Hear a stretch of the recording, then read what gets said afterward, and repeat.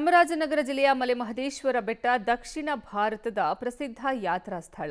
ಇಲ್ಲಿಗೆ ಬರುವಂತಹ ಲಕ್ಷಾಂತರ ಭಕ್ತರಿಗೆ ತಿರುಪತಿ ಮಾದರಿಯ ಲಡ್ಡು ಪ್ರಸಾದವನ್ನು ನೀಡಲಾಗುತ್ತೆ. ಈ ಬಾರಿ ದೀಪಾವಳಿಗೆ ಅಂತಾನೆ 5 ಲಕ್ಷ ಲಾಡುಗಳನ್ನು ತಯಾರಿ ಮಾಡಲಾಗ್ತಾ ಇದೆ.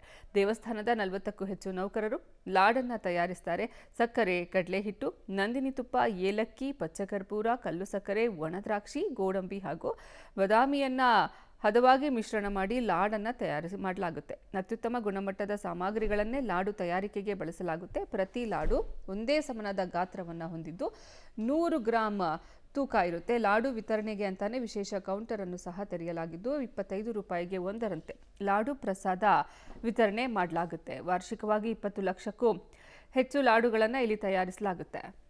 ಈಗಾಗಲೇ ಕಳೆದ ವರ್ಷ ನಮಗೆ ಲಾಡು ಮಾರಾಟವನ್ನು ನೋಡೋದಾದರೆ 3,75,000 ಲಾಡುಗಳು ಮಾರಾಟ ಆಗಿದ್ದು, ಅದರಂತೆ ಈ ವರ್ಷವೂ ಕೂಡ ಸುಮಾರು 4.5 ಲಕ್ಷದಿಂದ 5 ಲಕ್ಷದವರೆಗೆ ಲಾಡುಗಳು ಮಾರಾಟ ಆಗ್ತಕ್ಕಂತಹ ಸಂಭವ ಇದೆ. ಹಾಗಾಗಿ ಈಗಾಗಲೇ ನಾವು ದಾಸ್ತಾನು ಒಂದು 2 ಲಕ್ಷ ಲಾಡುಗಳನ್ನು ದಾಸ್ತಾನು ಇಟ್ಕೊಂಡಿದ್ವಿ. ಹಾಗೂ ಅಗತ್ಯ ಇರ್ತಕ್ಕಂಥ ಪರಿಕರಗಳೊಂದಿಗೆ ಮತ್ತೆ ಲಾಡುಗಳನ್ನು ಸಿದ್ಧತೆ ಮಾಡ್ಕೊಳ್ತಾ ಇದ್ವಿ.